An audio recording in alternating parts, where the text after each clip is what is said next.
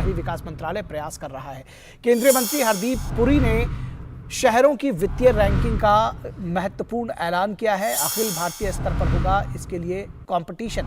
शहरी विकास मंत्री हरदीप सिंह पुरी ने गाइडलाइंस लॉन्च की हैं। शहरों को अपना प्रपोजल भेजने के लिए 1 महीने का वक्त मिलेगा। 30 जनवरी से वित्तीय रैंकिंग की होगी शुरुआत, जिसमें शहरों को 4 चरणों में बांटा गया है और 4 टियर दरअसल इसके बनाए गए हैं।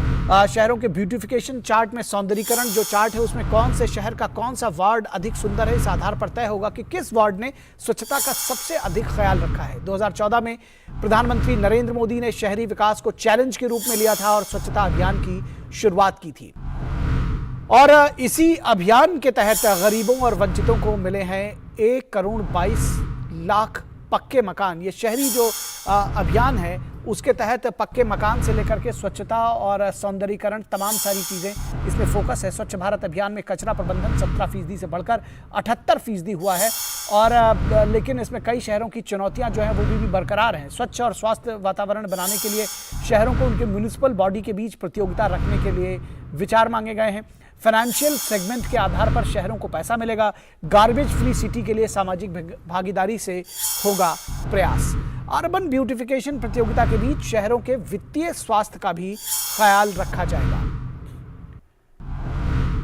शहरों की लगातार बढ़ रही आबादी के बीच म्युनिसिपल बॉडी को आर्थिक रूप से मजबूत करना जरूरी है और उसके लिए ये सारी कवायद की जा रही है। हमारे संवाददाता धीरज कुमार इस खबर को फॉलो कर रहे हैं, वो हमारे साथ जुड़े हुए हैं। धीरज, कितनी महत्वपूर्ण ये एक पहल आप देख रहे हैं कि अब जो म्युनिसिपल कॉरपोरेशन हैं, बड़े शहर जिनको कहा जाए, वहां पर अब न सिर्फ शहर का सौंदर्यीकरण के बारे में जो प्रयास है वो उसको और तेज किया जाएगा, बल्कि अब उनका जो आर्थिक हालात कैसे हैं म्युनिसिपल बॉडी का, इसका भी अब एक कहीं ना कहीं न सिर्फ एक उसके बारे में पूरी जानकारी हो सकेगी, बल्कि उसका जायजा लेगी शहरी विकास मंत्रालय, बल्कि अब आम लोग भी उसके बारे में जान सकेंगे।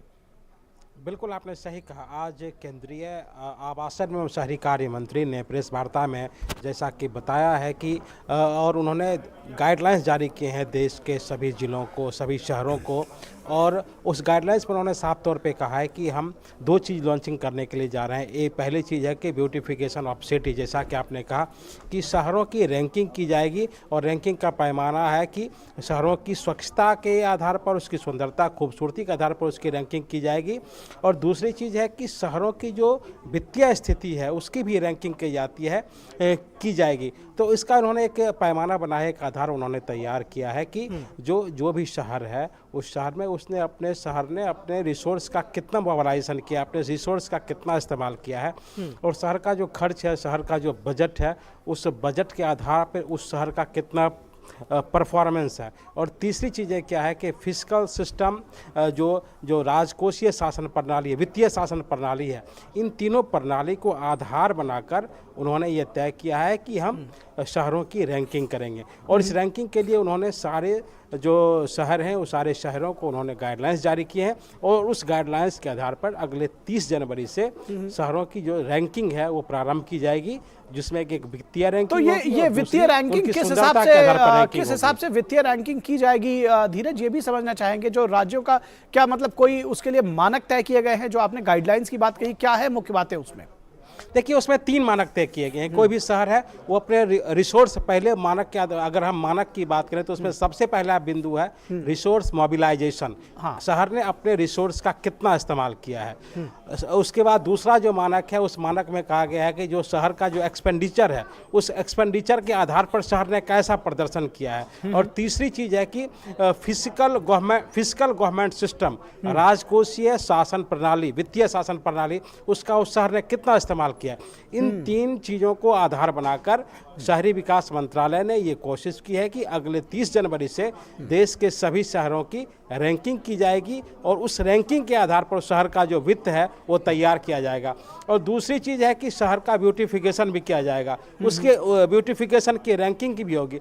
ब्यूटिफिकेशन में रैंकिंग के पीछे का मकसद ये है कि शहर के जो वार्ड हैं उनके बीच में एक कंपटीशन हो। अगर एक वार्ड अच्छा है तो उसका उसी शहर के दूसरे वार्ड से कंपटीशन कराया जाए कि वो वार्ड किस मायने में उस वार्ड से अच्छा है। तो इस तरह से एक प्रतियोगिता, एक कंपटीशन, बिल्कुल एक स्वस्थ प्रतियोगिता हो सकेगी, न सिर्फ ब्यूटिफिकेशन को ताकि लेकर शहरों की स्थिति बेहतर हो। जी बिल्कुल, शहरों की स्थिति बेहतर होगी और स्वस्थ परंपरा, स्वस्थ प्रतियोगिता जो अभी तक ब्यूटिफिकेशन को लेकर के चल रही है वो सामने आएगी और साथ ही साथ जो वित्तीय स्वास्थ्य है वो भी बेहतर हो सकेगा, उसकी कवायद की जा रही है। बहुत शुक्रिया इस तमाम बातचीत और जानकारी के लिए धीरज।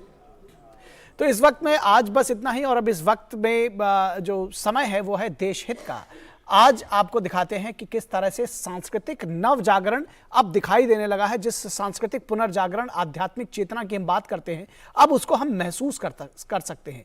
एक ट्विटर यूजर ने एक वीडियो सोशल मीडिया पर शेयर किया है। इसमें एक छोटा बच्चा ट्रेन में शास्त्रीय संगीत गा रहा है, ट्रेन की अपर बर्थ पे बैठकर। कुछ दिन पहले ही हमने काशी तमिल संगमम में ऐसी ही तस्वीरों और कुछ ऐसे ही संस्कारों की परिकल्पना की थी। आपको छोड़े जाते हैं इन तस्वीरों के साथ, आप देखिए और सोचिए